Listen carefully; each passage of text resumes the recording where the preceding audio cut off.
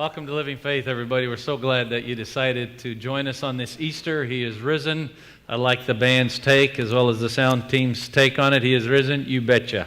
Why not go with that? That's a good Minnesota thing to do. I'm not sure what they'd say in another part of the world, but it works here. And I wish that I could sit down with each of you and just talk to you about the resurrection and what you believe about it. I'm sure in an audience like this, different people believe different things about it. Some aren't so sure, some are. We're at different phases of it. It really is what defines who we are as a faith more than anything. And we're glad to have you down in the cafe joining us as well, down there enjoying your coffee and your time together with us as we look today at this resurrection and what it means and what the relevance of it is. And we're going to talk about that. We're going to look at this resurrection story and talk about, is it believable? I'm going to come at it from a different angle than perhaps you've seen it come at from before. And then we're also going to talk about what's the relevance of it. So what, if it is true, what does that mean? And pay no attention to the luggage on the stage here. Just ignore that. But if you want to really get into this, I put some resources up here for you to look at. I'm not going to go at it this route, but these are different books that are written on the believability of Christ and the resurrection. The Case for Christ, Lee Strobel, he was a skeptic, worked for the Chicago Tribune for years, didn't believe it, studied it, investigated it as a reporter would do, and discovered that it was believable. Josh McDowell, studying to be a lawyer, same thing, very skeptical about Christianity and the resurrection, came to believe in it. C.S. Lewis, for many years, Oxford Don, later a Cambridge chairmanship professor, didn't believe in Christianity much of his life till in his 30s. Richard Swinburne is an Oxford professor. He's written a great book called Is There a God? Anthony Flew.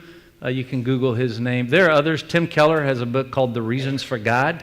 That's a very good book. It looks at the main arguments against God and tries to and answers those very effectively. I'm not going at it in any of these routes. You've probably seen this done or heard it in some version. Some of this has helped me. I came from a skeptical family, so I had to learn to defend my faith in front of others who had serious doubts about it. Some of these are great resources. But I'm going to kind of come at it a different way. And we're looking at two things. Is this believable? And so what if it is? What is what happens if it is? What's the relevance of it for us today? If you take religion today in any major secular university, what you'll discover is that the teaching of the resurrection and the miracles of Jesus were just really spiritual stories that are meant to encourage us or to build us up, that they didn't really happen, that the resurrection didn't happen historically. What happened is Peter really felt forgiven after Christ was gone, and so he talked about it.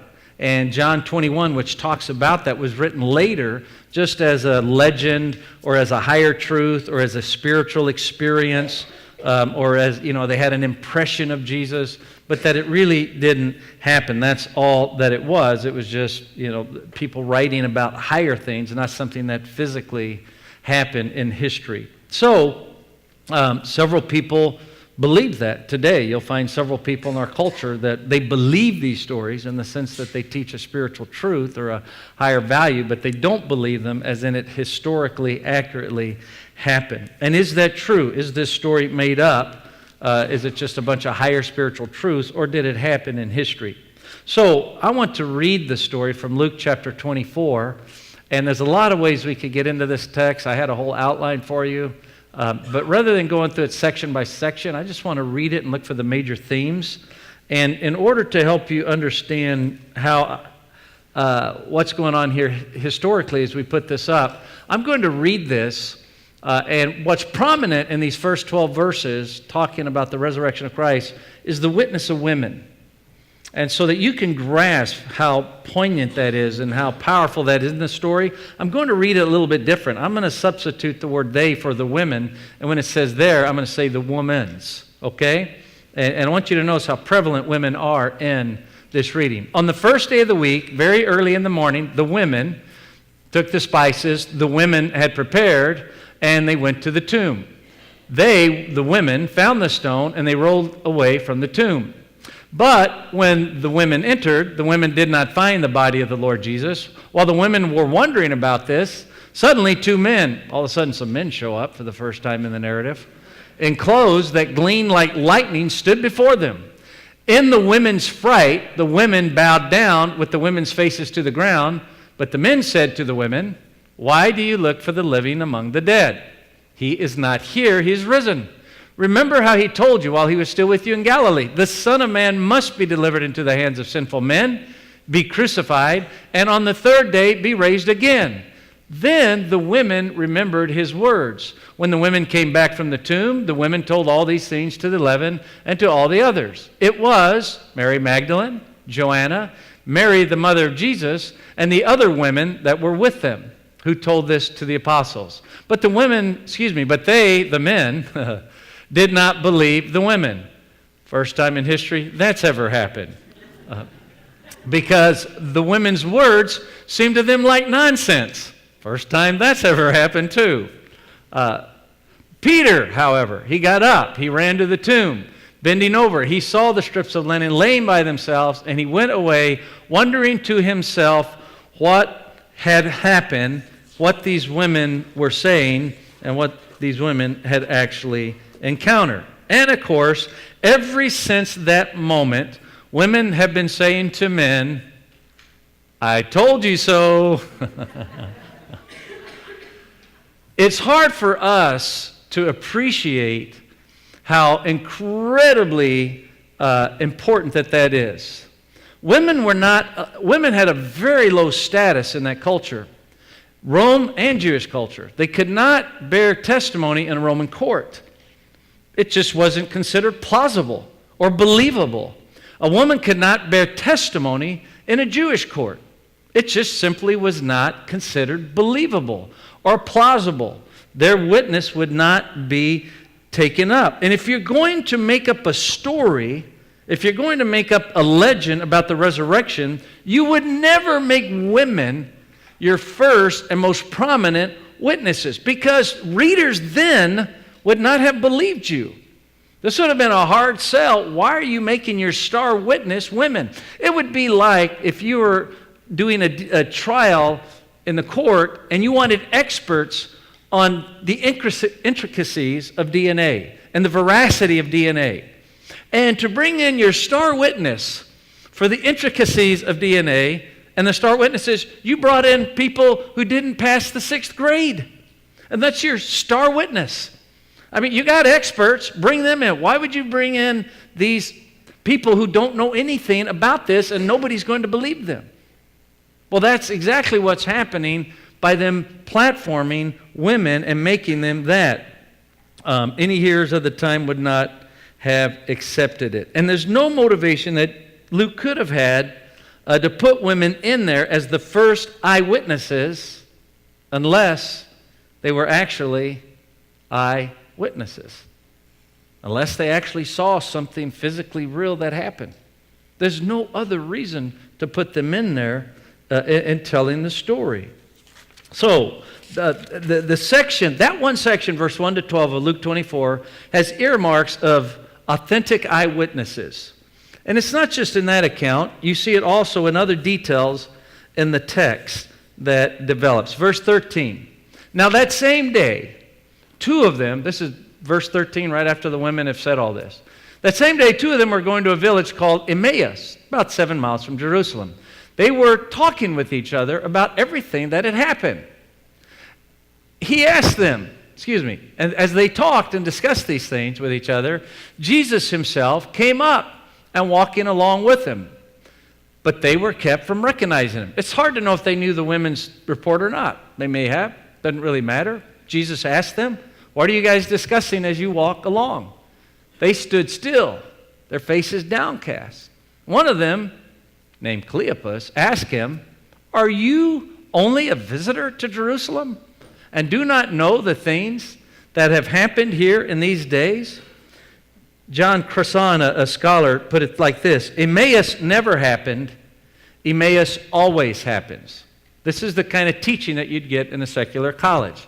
Emmaus never happens, Emmaus always happens. Never happens mean it didn't really happen that way. historically, physically, there was no resurrected Jesus walking with these guys. What you have, as Emmaus always happened, you have this higher truth told, this need for inspiration, this need for hope. When you're down and you're discouraged and your friend's been murdered and you're down and out, you have this Emmaus always happen moment. You need this symbolic representation, this message of truth and forgiveness and hope. But it doesn't happen in reality. Richard Bachman, another scholar, in contrast, in his book, Jesus and the Eyewitness, talks about how these narratives in Luke 24 and others, that they don't have the marks of vision literature. They don't have the marks of legend. They don't have the marks of higher truth stories made up to impress people, but rather because those things have an omniscient narrator. And an omniscient narrator sees the whole and tells you everything that's happening. But Bachman says if you read these stories carefully, like this Emmaus account, you see that there's a limited point of view from the eyewitnesses. The people telling the story don't understand. They don't have omniscience. They don't see everything. And he also asks, what are these names here for? Why in the world would you tell me the person's name is Cleopas?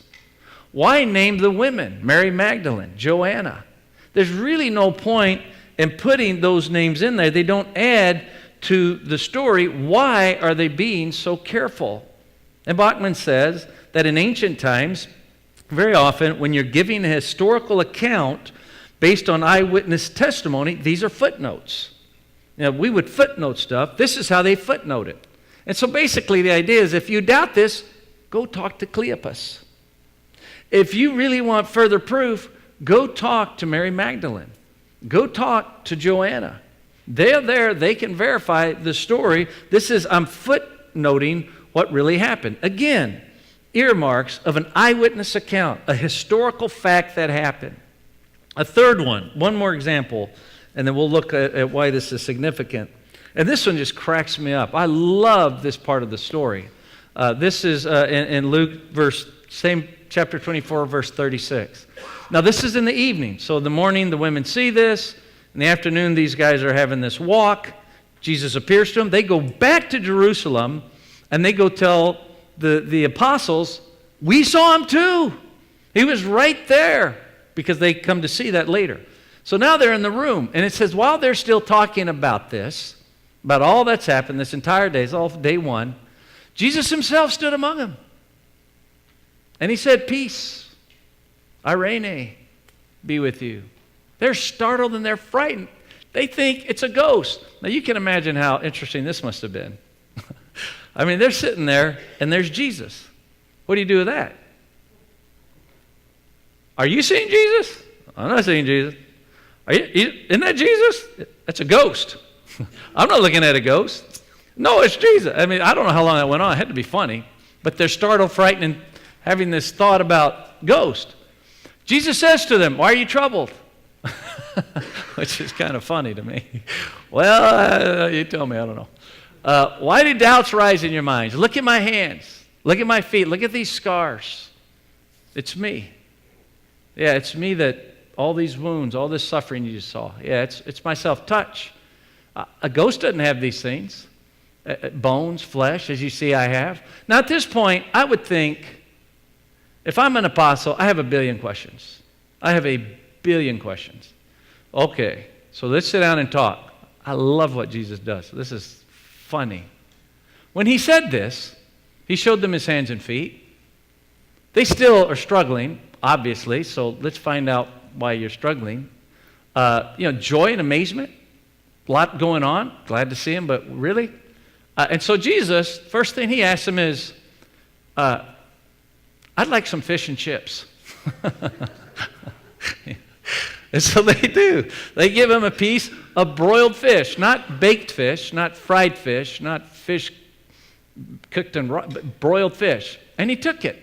And he ate it in their presence. I mean, this sounds absolutely silly almost when you think about it.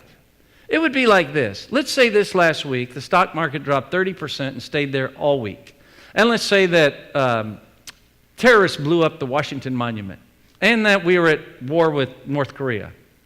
That's maybe too close to home. I don't know. And so you go home and you watch the news, and the report is this. The report is, we are at war with North Korea. The Washington Monument is in shambles, destroyed, obliterated. People got killed from that. The stock market's dropped, and most Americans cannot retire now.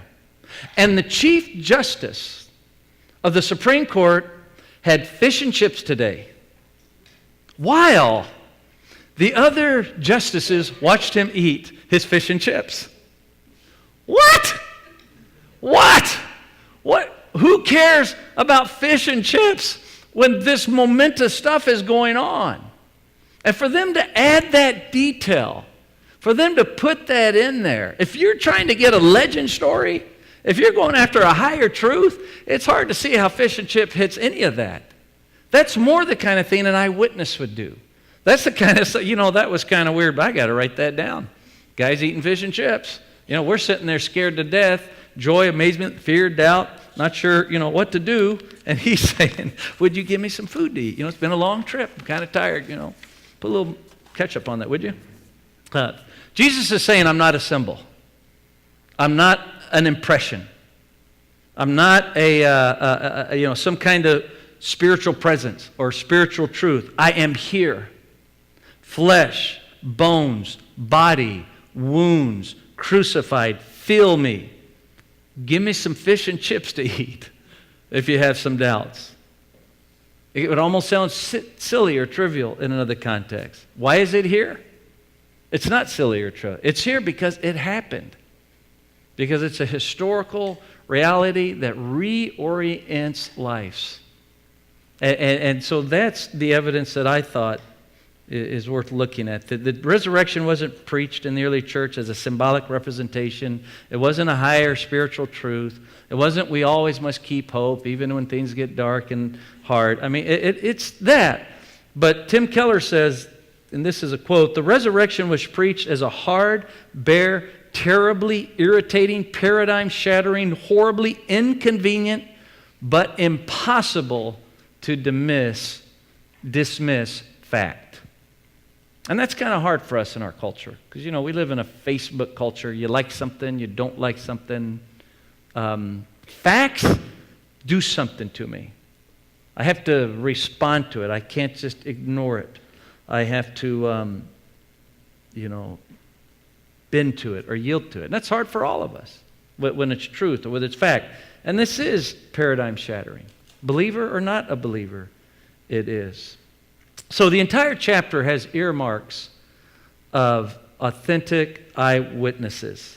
And that's why I think we can believe it. Now, let's talk about what difference does it make. So what? So it's true. So as a resurrection, that happened 2,000 years ago. How in the world does that affect my life today? My hurts, my pains, my family, my marriage, my career, my ups and downs, my physical, financial reality. It's interesting when you read that story that the minute anybody hears it, they go tell others immediately. The women hear it at the tomb, they immediately go tell the apostles. The Emmaus disciples hear it, they immediately go tell others. And they're telling others this message. And Jesus says this in verse 46. He told them, this is what is written. The Christ will suffer and rise from the dead on the third day, and repentance and forgiveness of sins will be preached in His name to all nations. And it's going to start here in Jerusalem. You are witnesses of these things. What things? The resurrection. The reality of this power. I'm going to send you what my Father has promised. That's a reference to God the Holy Spirit. But stay in the city until the Holy Spirit has come upon you and given you power that comes from my Father. You're witnesses of the resurrection. Knowing about the resurrection gives us a message. It gives us a message to the world. It gives you a hope for the future. And there's a lot of things that means. And I just want to focus on two things that it means that I think are particularly germane to our environment, to our life. It gives you a message about the future, or a hope about the future. And there's two things. One is that the future is personal, And the other thing is that the future is unimaginably redemptive of the present. So I'm going to talk about that. It's personal. The future is personal. And the future is unimaginably redemptive about today, about redeeming the time that we live in. So, the future is personal. You know, the Stoics believed that in philosophy that when you die, you just become part of the world or part of the soul. And that's kind of thought of today too. So there was nothing to fear because when you die, you become part of the cosmos or, the circle of life, to use the Lion King word, or the Christ consciousness is how it's said. And so you go on and on. You know, maybe you become part of the fertilizer and that feeds the animals. And so you have this kind of this circle of life thing going on. So you don't need to be afraid of death. That's the future, and that's what happens. Now, in contrast to that, the deepest desire inside us is to love and to be loved. The thing, I don't care what your beliefs are. I think almost everyone will agree to that. At least people I know, believers or not believers, but whatever, will agree that the most important thing in life is to be loved and to be with loved ones. And the one thing that we don't want is to lose our loved ones or to lose our love, to not be with them. So that's what drives us inside us. And so this idea that when I die, I become part of the universe, I don't have my personality, I don't have that. Jesus Christ comes along in a body, in a resurrected form, in a personal form, and says, we're reunited, we're reconnected. And it kind of blows away some of our paradigm. He says, it's me, it's myself. I have wounds, I have a body, and we're together. And when we say that, if you say that when I die, everything that matters is stripped from me, everything that's personal is stripped from me, everything I really care about isn't part of my future, I really don't have a future, I really don't, that when I die, I'm not going to have any of that, and then say, don't be afraid. That's the only thing I'm afraid of. That's the only thing anybody's afraid of. Losing love, losing loved ones. Your future's personal. And the only thing that really satisfies the human condition is a belief in that. And the resurrection says that's our future. A second way that the future has hope is it's unimaginatively redemptive of the present. Many of you know that the poem The Raven by Edgar Allan Poe. You remember it's written because he's lost the woman that he's loved. He's broken up with a girl. And he's asking that question, is she going to come back? Am I going to be able to go on? Am I ever going to find love again? Is this going to be my life forever? Will I ever be happy again? And you remember that raven comes and it sits there and it keeps saying that word. Remember this girl's name, Lenore? Is Lenore going to come? Am I ever? And what's the raven say every time? Nevermore, nevermore. It's irretrievable. It's gone. It's lost. You will never get that back. And I think that poem is a pithy statement about the reality of life that many people feel. That there are things that once they're gone, they are gone forever, and you will never see them, get that back. There are some irretrievable things in life. 1994, 20-something years ago, 24 years ago, was the last time I hunted and fished and hiked on my in-laws' land. That'll never come back again. I spent years doing that. A lot of great memories. Took the kids out there. That last time, 94, I killed 3 turkeys. Brought them home for Thanksgiving. Never more. That land's been sold. Other people own it. It's at the end of a dead road. I could probably maybe go back, see it. Maybe. Probably not. They kind of lease it out and stuff. I mean, there are things in our life that once they're gone, there's just an irreversibility to them. And the older you get, the more, that can kind of suck life out of you because there's more things that happen like that. And more things that you're aware of. When things are gone, they can seem that way. When you're young, you'll never get that back. You'll never be 20 again. 30, I was celebrating my birthday with another old fart in the church. And, the 20s aren't coming back. 30s aren't coming back. He's old, I'm not. Well, death's that way, isn't it? When people die, it feels like it's just irreversible. But this is what the resurrection is about. Even religions that promise you a spiritual future and spiritual bliss, it's kind of a consolation. But the resurrection is the restoration of what you've lost. It's the restoring of what you've lost in the now. Listen to these verses. This is Isaiah chapter 65.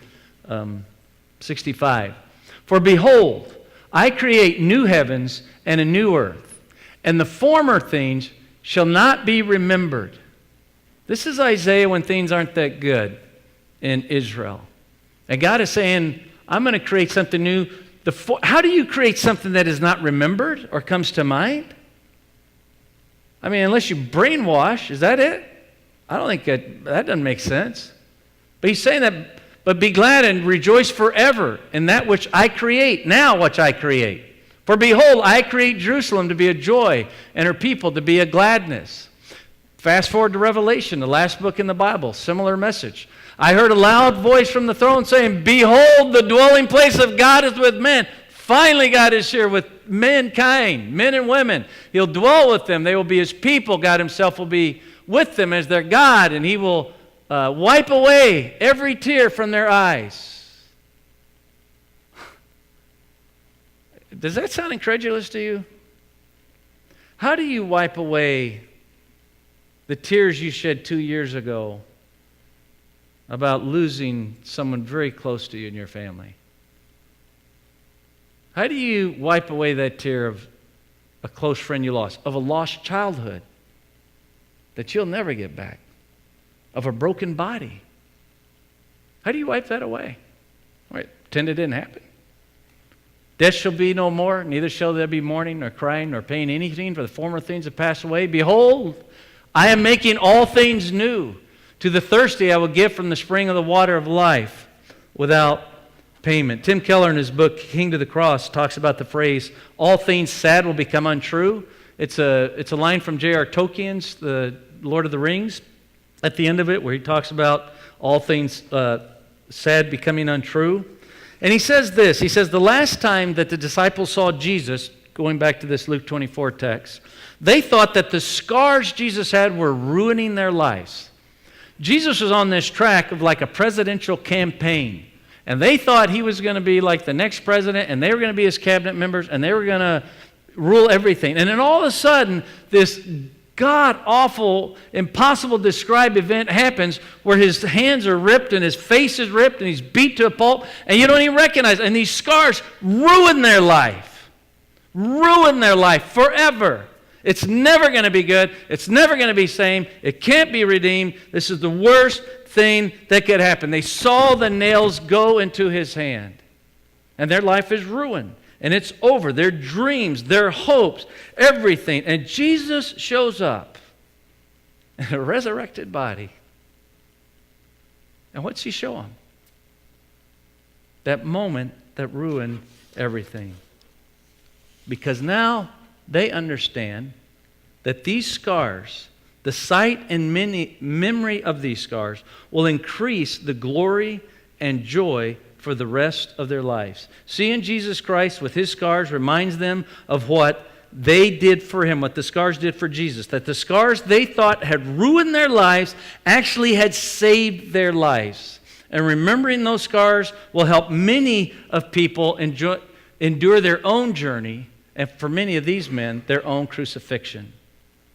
On the day of the Lord, when the day when God makes everything right, the day that everything sad becomes untrue, on that day, the same thing will happen to your hurts and your sadness. You will find that the worst things that have happened to you will, in the end, only enhance your eternal delight. On that day, all of it will be turned inside out, and you will know joy beyond the walls of the world. The joy of your glory will be that much greater for the scars that you have borne. So live in the light of the resurrection and the revival of this world and of yourself in a glorious, never-ending, joy-filled dance of grace. Verse 50, when Jesus is leaving them, he leads them to the vicinity of Bethany. He lifted up his hands that had scars in them that were pretty fresh still, and he blessed them with those wounded hands. And while blessing them, he left them. He's taken up to heaven, and they worshiped him, and they returned to Jerusalem with great joy. What a turnaround in that time from sadness to joy. Everything sad becoming untrue, and they stayed continually at the temple praising God. This is a concept that goes back to C.S. Lewis in The Great Divorce, and he said it this way. He said, some people say of temporal suffering, quote, no future bliss can make up for this temporal suffering. Not knowing that heaven, once attained, will work backwards and turn even that agony into a glory, and earlier both good and evil become retrospective. As I meditated on that and tried to get my brain around it, the word that helped me was retroactive. Have you ever gotten a raise and it's retroactive? So you got a raise in March, but it's retroactive back to January. Or, maybe it's retroactive for a year. Usually it's only a few months. So what happens? Well, when you got that raise in March, it's retroactive to January. That means all that time in January and February that you spent working, it was for this amount of money, not for what you were working for at that time. So at that time, you were making a whole lot more than you thought you were. So imagine that that's you, and you get told this is the day you're retroactive for your last year's work. And let's say in that year that you had to work overtime. And overtime was retroactive at time and a half. And then any hours over 12 hours in a day was double time. So if you're making $15, time and a half is $22.50. If it's double time, it's $30. If it's time and a half, it's $22.50. And you worked a lot of overtime and double overtime because it was hard work. And it was just, and you had to do it. And it was just the lot you got. And you didn't necessarily like it, but you kept doing it. And you kept working. You're like, man, I'd like to quit. Why am I doing this dumb job? And overtime, really 8, 12 hours, 16, 18 hours? You know how many 18 hours I put in that time? How horrible. And for this measly amount of money? And then you find out it's all retroactive. Now, those hours you spent on time and a half, they bring a lot more joy to your life. They bring a lot more fulfillment. You can do more now because it was time and a half. You have more opportunity. You have a greater life and a greater option. And all that double time, which was absolutely horrible, now that is like great news because now you can enjoy life more and enjoy what you have more. And so something like that, I think, is what happens in this resurrection. As we follow him, as we say, okay, I'm going to do this, there's a sense in which when that day comes, life's going to be better because of the hurt or the pain that came as we were following him, as we were on track with him. It's going to be beyond, unimaginably redemptive of the present time. Well, I think it's something like that. The resurrection means that you don't just get your body back, you get back the body you always wanted but never had. You don't just get your life back, you get back the life that you wanted and never had. If you can't dance and you long to dance, and I've seen some of you can't dance, but if you long to dance, in the resurrection, you'll dance perfectly. If you were lonely in the resurrection, you will have perfect love. If you were emptied, you will feel fulfilled. Ordinary life it will be redeemed. And the thing about ordinary life is it keeps breaking down and falling apart. Ordinary life, food, drink, water, mountains, all that, this world. Jesus Christ loved that so much. God loved it so much that he sent his only son to die for that, to redeem this ordinary life, and to redeem us, and to take those moments that we have like that, and to make them unimaginably redemptive. That's what's in store for us. That's what's in store for us. And if you know that, then the body you have now, or the reality you have now, or whatever you face now, it's durable. You can go through. In fact, you can take risk. You can take huge risks. What's going to happen to me? I know what's going to happen in the end. So I can live freely and with greater risk. And I can look forward to this hope that's about to come. And this is true, this whole idea, because on that dreaded glorious cross and resurrection that ensued, everything sad became true for Jesus in that moment. And then everything sad became untrue for him as well at the resurrection. He bore the wrath of the Father. God doesn't like evil that destroys people. He has anger toward it, just as we would. Jesus took that wrath on himself. But that would not last. Death didn't stop him. The grave didn't hold him. The sadness for him is gone, and happiness is there, and it'll be true forever, and it'll be true for us. That's the message of the gospel. Would you close your eyes and bow your head? And we just invite you to be a part of that, to be a part of that great benefit. It starts by going back to the belief, though, that this is a fact and it's reality. And if you're not there, I understand that. Don't feel like I'm hammering you or anything, because sometimes it's a journey and you have doubts. And I have a lot of my friends have doubts about the resurrection. They'd tell me. And if they were here, if they listen to this, they'll say, I don't buy all that. And if you want to talk about that, by all means, let's do that. I'd love to do that. I'd love to talk to you about that. If maybe you've become convinced or you're not sure, would you just open yourself to it? And if you've accepted it, wow. God, what a great story. That the sad becomes untrue, that it's unimaginably redemptive. You can do that. I don't know how you do it, but I know you can.